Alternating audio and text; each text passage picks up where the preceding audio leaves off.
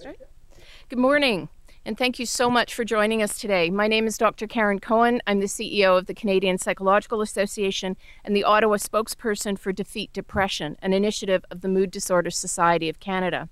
Depression impacts virtually every Canadian family. 1 in 5 Canadians will experience a mental health problem in a given year, one of the most common of which is depression.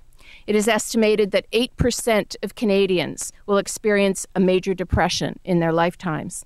This year, Ottawa is taking part in the first ever National Defeat Depression campaign, which will be happening in more than 23 communities across Canada on Sunday, May 27th. At events from coast to coast, volunteers are organizing local walks, runs, and rides with a common objective to raise funds and awareness about mental health and mental illness. Funds raised will go to support mental health organizations that provide information, services, and supports for individuals and families living with mental disorders and help people get access to the specialized treatments they may need.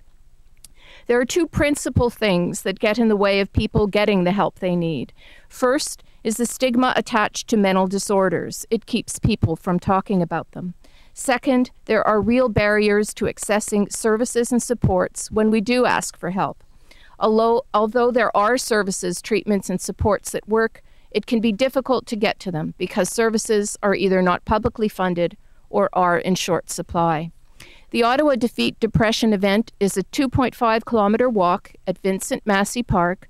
It will raise funds for the Canadian Alliance on Mental Illness and Mental Health, or CAMI. CAMI is an alliance of associations representing persons with lived experience of mental disorders and associations of mental health care providers. CAMI works to ensure that persons with a lived experience of mental disorders and their families receive appropriate access to care and support. This campaign is about communities and families coming together to take on depression. With conversation and collaboration, we help to create an environment where people can ask for the mental health help they need and one in which they receive it.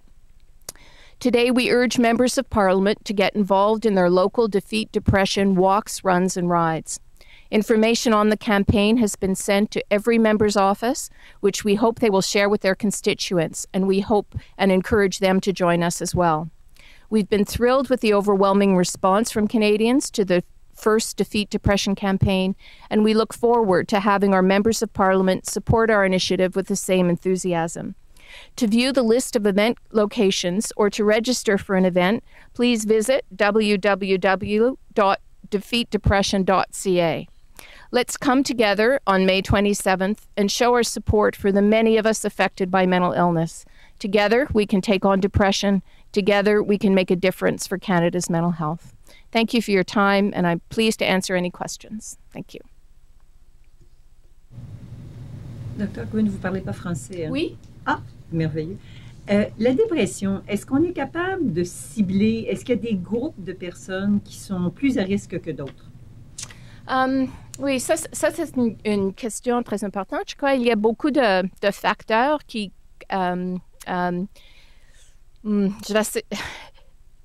je vais le faire en anglais, je m'excuse. There are a lot of factors that help determine depression.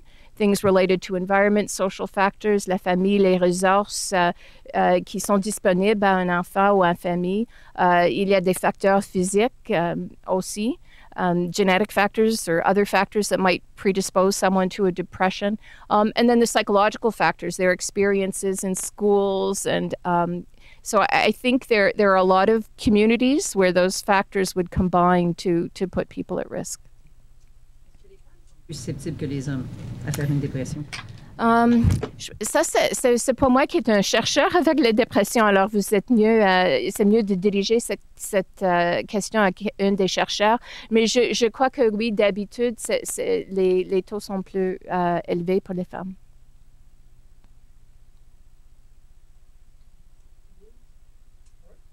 Thank you.